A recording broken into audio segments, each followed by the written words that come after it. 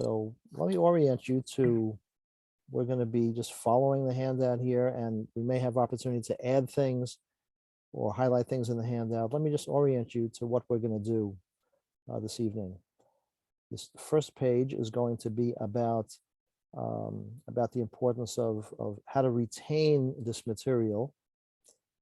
And then we're going to look at the material under 3 headings: how we're defining conflict, at least for tonight; how do we navigate it with respect to what kind of skills do we need to de-escalate conflict; and last but not least, when we're navigating conflict, after we've sort of calmed down, what kind of skills do we need to help repair the relationship?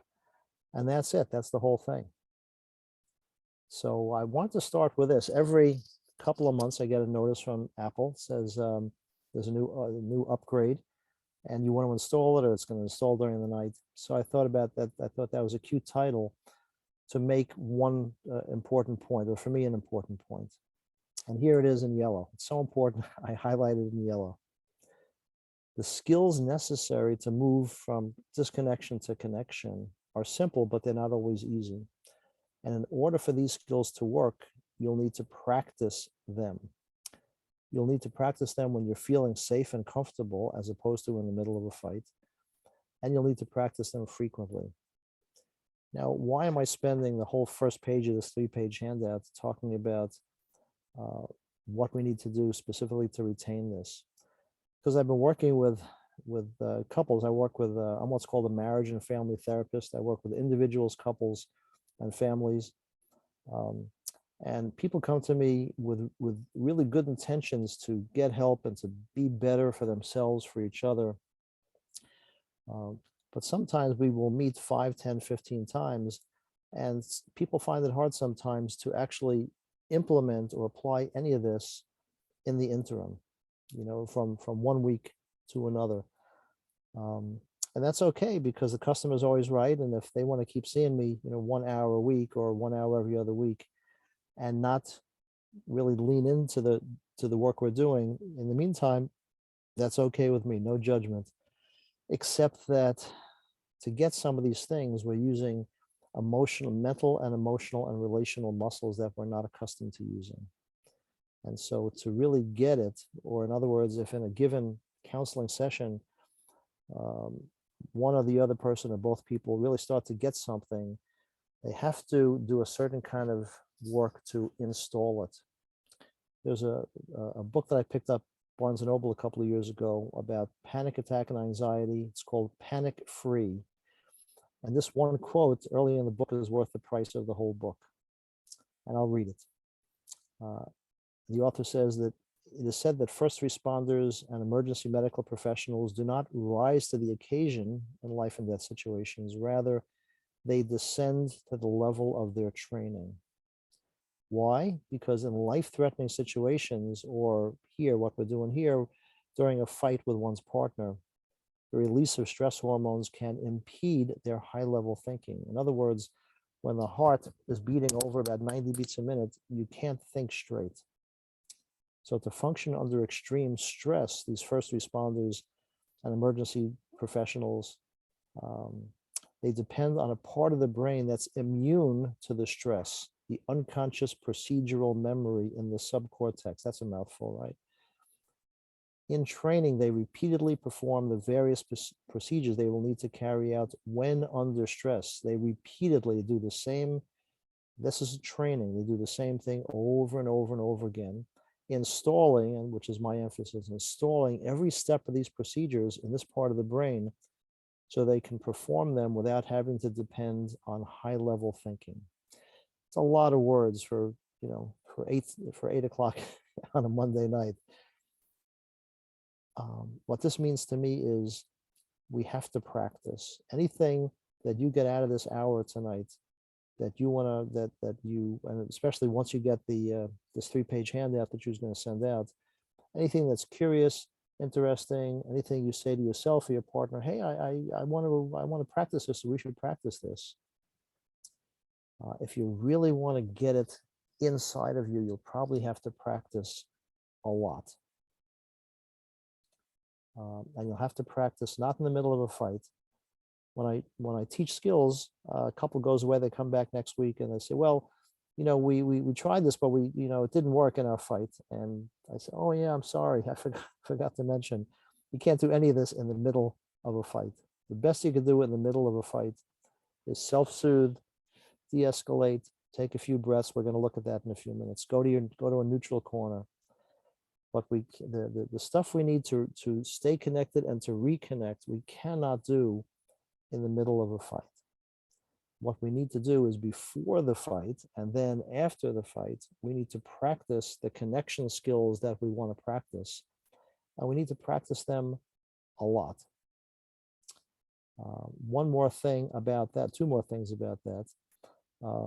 Once you get the handout, you'll be able to click on this link. This is remember that guy, Sully Sullenberger, who landed that plane in the Hudson? What was that, maybe 12 years ago, Drew? I forget.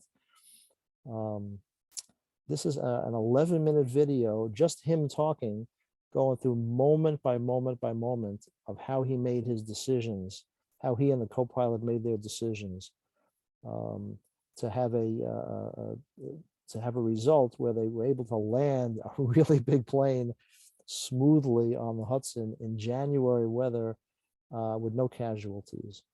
It's fascinating to hear that his tens of thousands of hours of flight time and training equipped him in the most stressful circumstance you can imagine to do exactly what he had to do. And one more sort of way to persuade you to, if you're interested in this kind of stuff, which you're here, so you are, is to really lean into this, is a verse from the Christian scriptures that says, and this has come into the language for over many centuries, we reap what we sow. There's a wonderful little book called The 7 Laws of the Harvest, and I'm not going to take time to look at all 7, but I was reminded of this as I was putting this together, that if we want to work on the relationship, if we want to learn, work on de-escalation skills, on reconnecting, repair skills, that we have to sow. It's like sowing seed. If we do the work, we will reap the benefit. So of these 7, the 3 that stood out to me most, appropriate for tonight, were we reap only what has been sown. So if we have skills or we have knowledge, even if we have the books or the handouts, and we don't practice, then we will not reap. The 5th one, we reap in proportion to what we sow.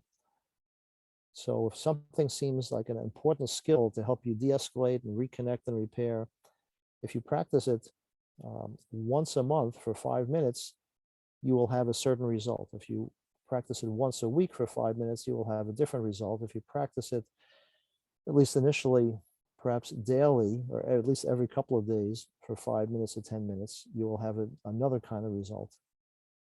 And then last but not least, that 6th law of the harvest, that we reap the full harvest of the good only if we persevere. Well, I don't know any of you folks and where you're at, but to grow any relationship that you might be in, especially a romantic relationship, to grow the relationship, this is not for cowards and not for sissies. This is hard work. Got to put our big boy and big girl pants on, because this is hard work and it's going to take a long time. So that's my appeal, even before we get into the content, which we'll do that in just a couple of minutes. So what do you guys make of that? I would love some feedback from any of us on any of this. And you could ask me to move the screen up and down. My sort of initial highlighted statement that we need to practice them and practice frequently. This quote, you could look at the Sully Sullenberger clip at your leisure. And then these laws of the harvest about reaping what we've sown. So what's jumping out at you folks right now, even in this preliminary conversation? My wife and I were married 16 years before we wound up in a therapist office, sent there by a mutual friend of Drew and me, a fellow named Pete Scazzaro. It was 24 years ago. We were already married 16 years and had experienced a lot of pain, misery, and suffering in the relationship. not because we were bad people per se, but because we just were unskilled. And so we had to go, sit with someone for a very long time um, to begin to get the skills. And then, of course, we had to practice them. Drew, thanks. What else? Anybody else have any responses, questions, curiosities about what's in the yellow, what's in the box, the laws of the harvest? I'm glad you said that, because the first thing, because now generally when couples come to me, nobody ever comes and says, we just want to let you know everything's going well and here's a check. No one has ever said that. They come to me in distress, of course, right? Although occasionally things are going reasonably well and they actually want to sort of take it to the next level. And of course, for someone like me, that's a great joy to be able to, to work on that kind of stuff with a couple. But yeah, we, on the one hand, I totally agree, Danielle, we don't have to be broken. On the other hand, it's my worldview that everybody has something, that, that everybody comes into their relationship with some, like Drew said, emotional allergies or sort of black and blue marks, or everybody's susceptible to, to getting hurt in relationships. So, but to whatever degree we can get out in front of that, like you said, Danielle, in terms of premarital counseling or something like this, they don't generally, I don't think I've ever met anyone who's gotten this in their house growing up, in school, in church, in synagogue, in mosque, whatever. People just are not exposed to this kind of stuff generally. So once we're exposed to it and have these tools and resources, and thankfully they're available, especially a place like Hope, they're really available. Then we get to practice before the stuff hits the fan. So thanks for that, Danielle. Anything else? Anybody else? And then we're going to move on to the actual content of the evening. This is all process stuff. Then we're going to move on to content stuff. Anybody imagine going to your first car crash, your first homicide, your first compound fracture? I can't even imagine. It's been a while. It's been a long time. I don't know if I can remember those. I forget which Malcolm Gladwell book is. Maybe it's Outliers. I forget, where he talks about that 10,000 hour rule. That and again, there's a sort of broad, it's broadly true, but some people become super proficient with 1,000 hours of work, and some people never get it. But generally speaking, across a broad domain of different skills, it takes people 10,000 hours to actually sort of rise to this level of automatic or some kind of expertise, especially in high stress situations. Great, Christina, thanks. Anything else from anybody else before we move on?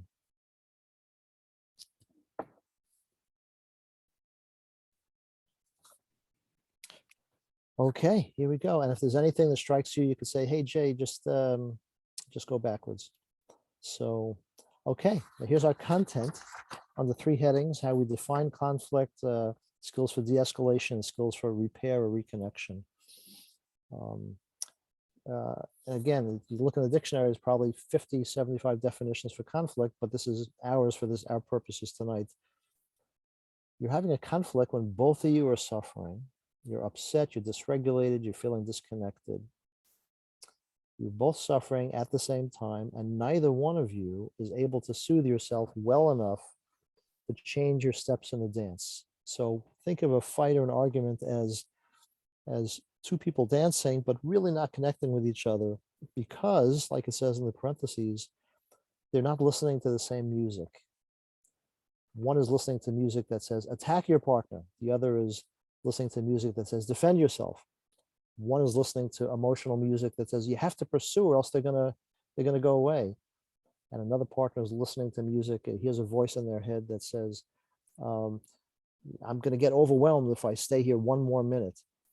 And sometimes you have 2 people attacking, or 2 people accusing, and 2 people withdrawing.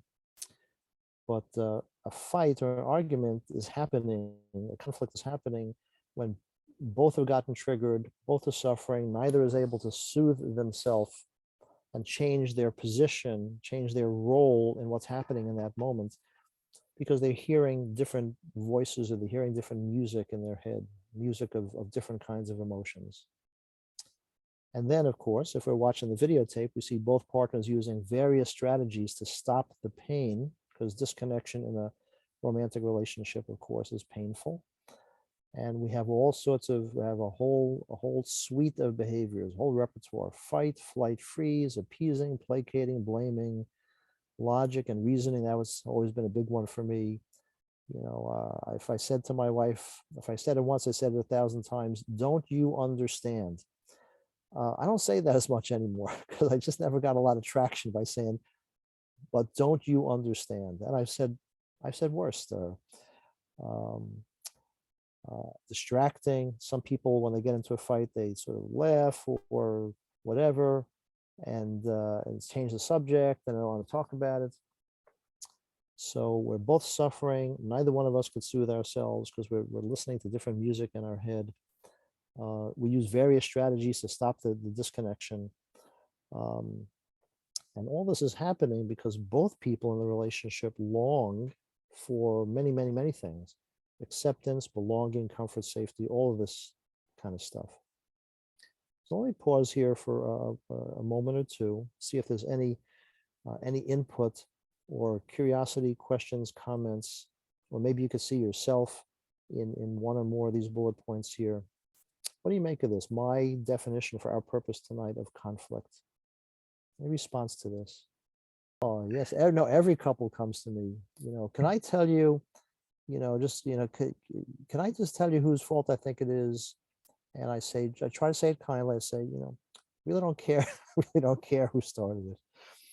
Because it almost doesn't matter, and it gets lost pretty quickly, and everybody has a different view of who started it anyway.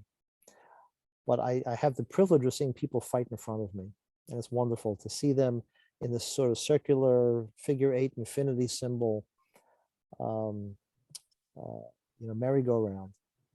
And then it doesn't matter who started it, who said what to whom, because right in front of me, I could say, wow, it sounds like right now you're seeking blah, blah, blah. And I say to the other partner, right now you're seeking something too. So, because that's like, that's Judge Judy. There's nothing wrong with Judge Judy. She's a wonderful person, but that's not, I don't assign blame. That's definitely a losing proposition. And then one people feels I'm siding with them against the other person. So I'm just trying to understand what's happening between them, certainly within them, but also between them. I'm tracing out a figure 8 here, like an infinity symbol. Things because in some context, somewhere in our story, they have worked for us. Everyone all the time is looking to alleviate their pain and increase their joy. That's all we're ever trying to do, 24/7, alleviate our pain or increase our joy. And we have been using for X amount of years one or more of these kind of strategies to do that. And if it's worked before, how come it doesn't work now? Well, I don't know how come it doesn't work, but clearly it doesn't work now. And so we need to learn new skills and new approaches. Doesn't mean we're bad people because we use fight, flight, freeze, appeasing. It's just that, that definition of insanity, doing the same thing in the same way and expecting a different result. So Christina, thanks for your honesty. I appreciate that. Anybody else about this definition of conflict? How do we navigate conflict? Under 2 headings: skills for de-escalation and skills for repair. Good news, it only takes one partner. It takes 2 people to fight. When couples come to me, they say, we had a fight. No one has ever said, in 18 years, no one has ever said, you know what happened? I fought. I've never heard anyone say that. It's always, we had a fight. So it takes 2 to have a fight. It only takes 1 to begin to de-escalate. So that's super encouraging to me. So I don't need to sort of grab hold of both people at the same time. Sometimes I can, sometimes I can't. But either one of us can begin the process of de-escalating. And here are some suggestions. There's a million ways to approach this. Here are some suggestions. To stop talking. I actually should have made that a separate bullet point. Okay. It's so hard, right? It's so hard. I know it is for me. It's so hard because now I'm 30 seconds or 2 minutes or 15 minutes into this. And if I was watching the videotape, I'd be thinking, why is that guy still talking? Nothing good is happening when his mouth is moving. So to stop talking, but sometimes I just don't, I can't think of an alternative, but a really good alternative is to breathe. Now, of course, I'm breathing for those 10 or 15 minutes, but I'm not breathing well, right? Imagine, practice with me if you'd like. You don't have to, everyone's invited, no one's, no one's required, but I'm going to do it. And you'll hear me because my mic is on.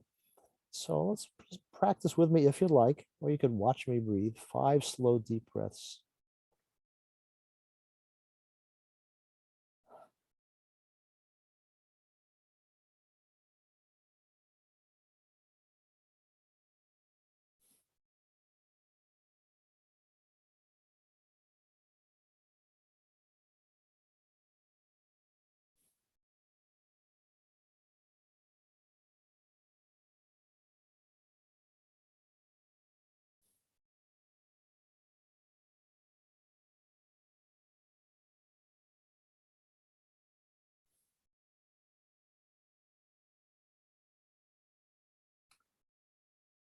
What was that like for you folks? Anything, if you did it, I wasn't looking. If you just did that, anything shift or change, even sitting here right now? None of us are in conflict right in this moment, I don't think, but anything change or shift, or what did you experience doing this if you just did it? We do that, we activate, there's 2 branches to the autonomic nervous system, the sympathetic and the parasympathetic. The sympathetic is the fight and flight. The parasympathetic is the rest and digest. When we do that thing, we're activating the parasympathetic system, and you can't activate that system and be angry at the same time. Those are 2 different things. They're 2 diametrically opposed things. So to whatever degree you can, in the moment, it's hard. I know it's hard. And I probably do it well, maybe 20% of the time. Not proud of that. It just happens to be true. I don't do it well that much. When I do it, it de-escalates me, because I can't be angry and breathe like that at the same time. Anybody else have a next bullet point is to acknowledge to yourself that you're suffering. So you could see there's a number of bullet points. It's impossible to remember all of these based on this hour tonight. It's just not possible. And you don't have to do all 7 of these, or however many there are, 7 or 8. But you may find 1 or 2 or 3, or just 2 or 1 that you find really useful, but then that 1 or 2 you will have to practice. Acknowledge to yourself that you're suffering. That's very helpful to me. Again, I'm still on a learning curve with a lot of this myself. Right now, this is so bad for me. Right now, I'm suffering. It takes the focus off my wife, puts the focus back on me. Right now, this is really not good for me. Now, for a bonus, we might be able to say to ourselves, it's possible that I'm contributing to my own suffering right now, especially if my mouth is still moving. Then we want to practice using other resources to soothe or regulate ourselves. If we had more time, or if you do this on your own, you could make your own list of action steps, things that actually help you soothe or regulate yourself. I have a list of 10. I think it's in my pocket here somewhere. If you get to this point, and we don't always get to this point in the de-escalation, sometimes we just have to go to our separate corners. But at some point, when you're ready, and if you think your partner's ready to hear it, you could acknowledge to your partner that you know they're suffering. Right now, this is so crappy. This is really bad for me, but I realize that this is bad for you also. To me, that's a great gift, a great gift. It just creates a tremendous kind of common ground. Because couples come to me with a certain narrative. It's always the same narrative. I'm suffering and my partner's an idiot, or I'm suffering, my partner doesn't care. So to have both people acknowledge more or less at the same time that they're both suffering may not seem like progress, but it goes a long way toward de-escalating. And then this one here, stay if you can, leave if you must. That's a little bit of a technical thing. That's sort of like second semester. But sometimes we just can't stay. But if you have to leave the room. please don't turn your phone off because that will, if your partner is a pursuer, that will make them crazy. So don't turn your phone off. And offer your partner some collateral, like a little Hershey's Kiss or your watch or something. I know no one wears watches, but if you have to leave, if you're just getting really flooded and overwhelmed, don't just walk out because it'll make your partner 10 times crazier. Give them a little bit of a token. I'm so sorry. I can't do this right now. I'm going to walk around the block. I'm going to have a cup of coffee. I'll be back. I'll be back. I'll be back in half an hour, 45 minutes. So anyway, that's a lot of material there, skills for de-escalation. And really, when you get the handout, if you look at this, if three of these strike your fancy, and if one of them seems to be, yeah, I could practice that, for the next month or so, that would be a real step up. Any thoughts, observations, curiosities, comments about these skills for de-escalation? Exactly right. In the middle of it, the best we could do is soothe ourselves the best we can, and to sort of, separate for a few moments. But we don't solve problems in the middle of a fight. It just doesn't happen. We're not able to. Our heart is beating too fast. So good. Thank you so much. But simple things like, wow, I could see this is hard for you. You don't need a PhD to say that. But it goes a long way. Just an acknowledgement, just a recognition. I see you. I see you. Like if you go to the grocery store, you realize you have no cash. You got to run out to the ATM. You just checked out, and you'd say to the gal behind the register, "Here's my driver's license. I'll be right back." Something like that. Yeah, but of course, sometimes we can, and sometimes we can't. If we can, then it's a good thing. If we can't, it's to disconnect, and again, like I think Sigrid, you said that, about you and Evan have these, sort of different styles of processing, external, internal, in the moment. It's going to take a while. We learn, when I'm coaching couples, we learn to accommodate each other. Most couples have gotten that memo. Some just never got the memo that when you're in a romantic, in a committed relationship, you have to accommodate each other. It comes as a real shock to some people, unfortunately. But we do have to accommodate each other. We have to move out of our comfort zone, even a little tiny bit. But it usually takes a little bit of coaching. The way you're soothing yourself is by talking, and Evan, the way you're soothing yourself is by thinking. And it's nice if, I don't know anybody who has an hourglass in their house, maybe a little egg timer, 3-minute egg timer. It's nice to keep an egg timer on hand and just turn it over and just, give each partner gets 3 minutes to do their thing. Sure. We could be endlessly creative. Guys, I'm going to move on. I'm going to show you a skill, then I'm going to invite you to practice it with your sound off, so we don't have to hear all your private stuff. Okay, we navigate conflict by learning how to de-escalate. Then we navigate conflict by learning skills for repair. Okay, as we've almost beat this to death this evening, we can only repair when we're sufficiently de-escalated. Excuse me. And again, excuse me. And again, sometimes one partner, the only way they could de-escalate, the only way they could soothe themselves is by continuing to talk. But that's a sort of issue that has to be worked out. But strictly speaking, we can only do the repair stuff when we are reasonably safe and secure and calm. Here's one skill. There's probably many ways to do this. Here's one. This is in the Emotionally Healthy Spirituality material under another name. It looks slightly different. Figure out who's going to listen first and who's going to talk first. The listening partner, the one who said, "Oh, I'll listen first, you could talk." That partner asks, "Would you please tell me what this is like for you?" Like whatever has happened recently and whatever is still reverberating, even it could be 10 minutes after the fight, Sorry, excuse me. Could be 10 minutes after the fight or later that night or the next day. Would you tell me whatever we just went through? Would you tell me what that was like for you? To me, that's the most open-ended, broadest way to ask. It's a real gift.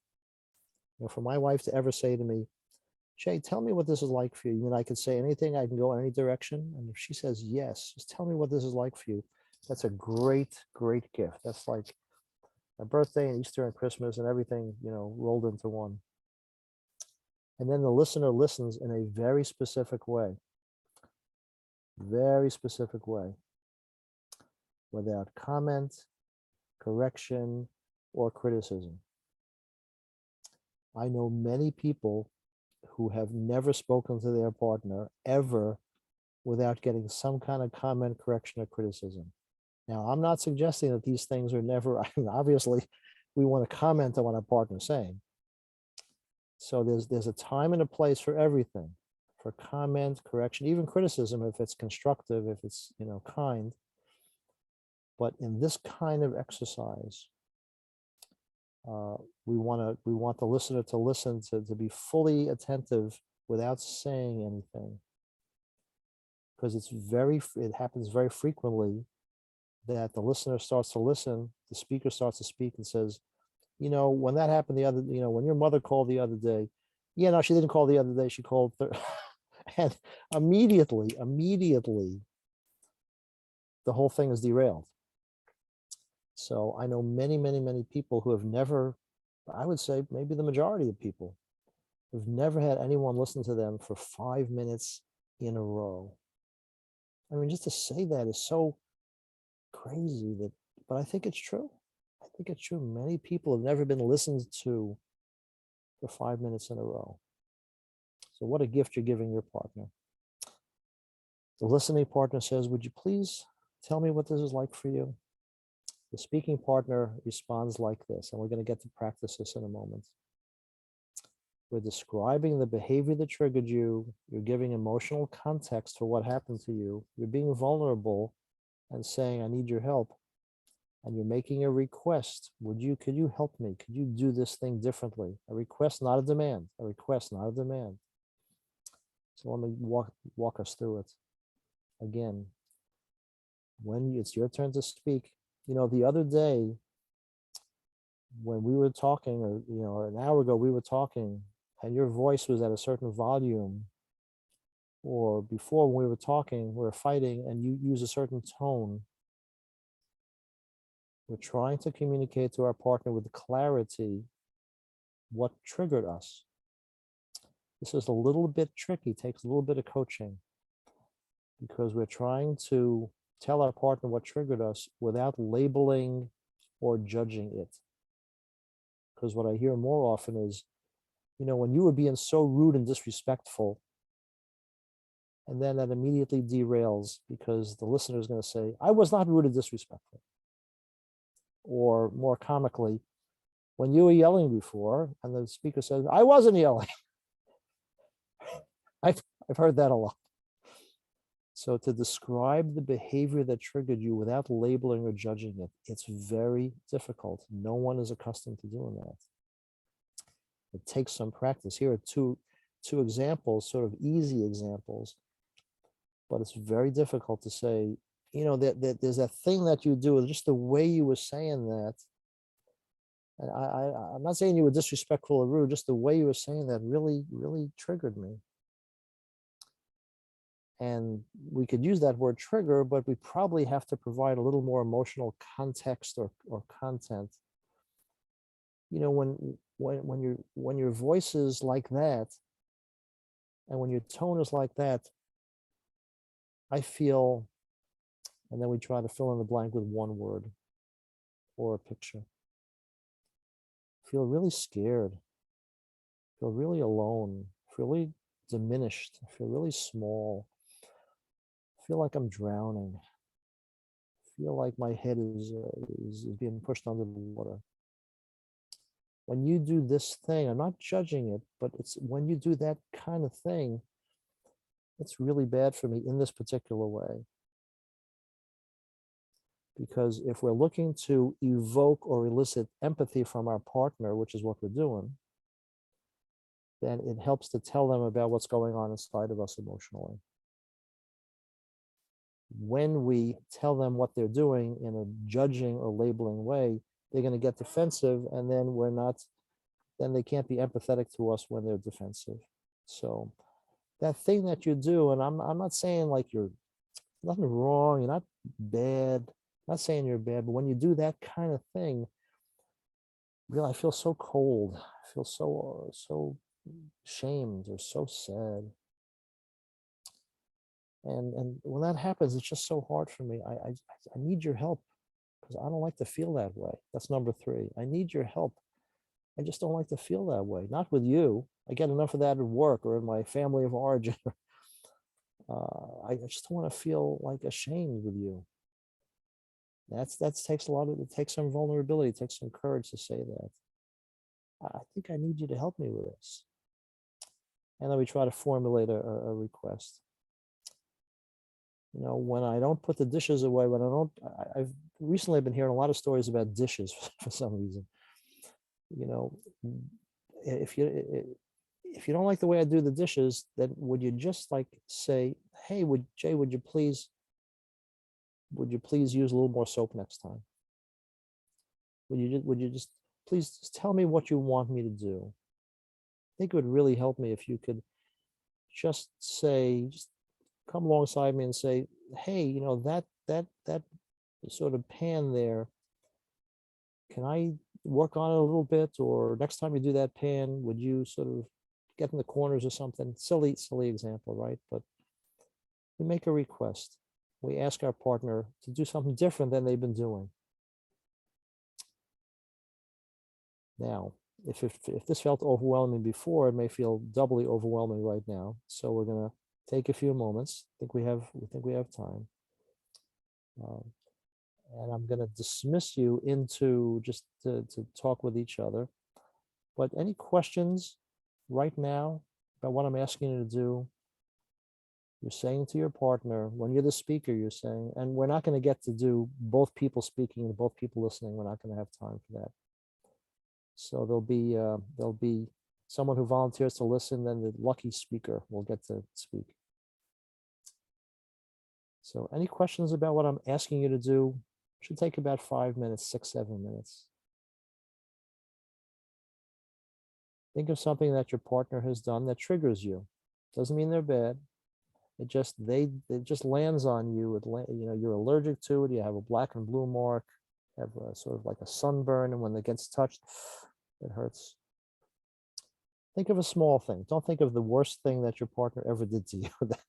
This is not the time and place to do it. Think about a small thing. Tell your partner what it feels like when you do that, when your partner does that. And then number 3, you could say it verbatim. You know, when you do that, it's difficult for me. I think I need your help. And then see if you could ask for the opposite or ask for something different. Any questions before I invite you to turn to each other and try this? Any questions? Drew, anything?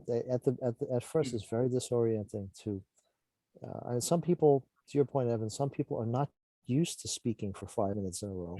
And again, this is not like that we can never have a conversation back and forth, but sometimes, especially when we're trying to repair, we really need to be processed separately. But some people never get to be processed separately. They say, you know, 10 seconds worth of stuff, they don't know what to say because they're not used to looking, they're not used to going more than an inch or 2 below the surface.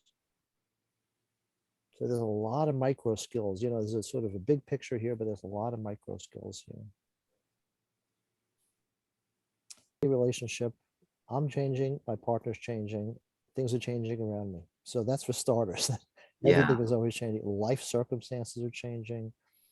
In the course of a given day, my mood is up, my mood is down. So there's always something going on. So, you know, when you ask, do I suggest that couples come to me for enrichment? I don't have that platform where I get to, you know, speak to a lot of people and say, yeah, anybody who wants to come for enrichment, they come to me because they're struggling or suffering. Now, after a course of therapy, I meet with a couple 5, 10, 15 times, and then they're ready to sort of like meet less frequently, or they're going to put it on pause. I do recommend, I say, you know what, come back like every 3 months or 3,000 miles. Every time you change the oil on your car. I know the new cars is like 6 months, but but I'm like old. So every 3 months or 3,000 miles, because if it's been a positive experience for 5 or 10 or 15 sessions, then they're going to practice it. It's going to help them. They have sort of made some progress in their journey. But a lot of times I've held, couples, like say a couple have been married 10 years, which means that they've had 500 fights, and they spent 500,000 hours fighting in the course of 10 years. And I say, well, okay, then let me get this. So 1,000 hours of fighting, 3 sessions of therapy. And that's all I need to say. And everybody gets it. But yes, the ideal is wonderful from the get-go, from the beginning. Now, you wouldn't say this to someone on the 3rd date. Hey, we need to go for couple therapy. There's no better way to scare off a potential partner than on the 3rd date. Although now I've had people who were like seriously dating, very, very few, not more than 10 ever, seriously dating, saying, we're just thinking about moving to the next level, or we're thinking about getting engaged. That I get more couples like that, and of course the premarital counseling. And then on the other end, I get couples who, say, come for premarital counseling. They were mandated, or they just thought it was a good idea. I say, oh, that's great. When is the wedding? Well, in 6 weeks. Well, that's fine. That's fine. We could have 1 or 2 or 3 sessions in the next 6 weeks. But yeah, the sooner the better. The sooner the better. Yeah. The word disciple in the Christian scriptures means learner. The Greek word is mathetes. It means learner. So to the degree that we have a sense we should be learning, it's not in the culture at large, unfortunately. Maybe it never has been, or maybe it's in other cultures, but in our 21st century American culture, intentional learning seems to stop for most people the day they graduate high school. It's unfortunate. And I'm painting with a pretty broad brush here. Yeah, sure. But what a wonderful thing to, like to your point, Drew, to cultivate that learner's heart, because there's a lot of material. There's a lot available. And of course, there's actual therapy where you sit with the person and talk with them, and they coach you through this material, just like we've been doing tonight. Yeah. Guys, anything else? Anything else? And of course, you'll get the handout. My information is on the bottom if you want to send me an email or call me. But anything else right now? On the one hand, we're all broken. On the other hand, why not? The word therapy means healing in Greek. So everybody needs some kind of healing. Or, think about going to the gym, working out at the gym, or anything. But yeah, why not keep growing?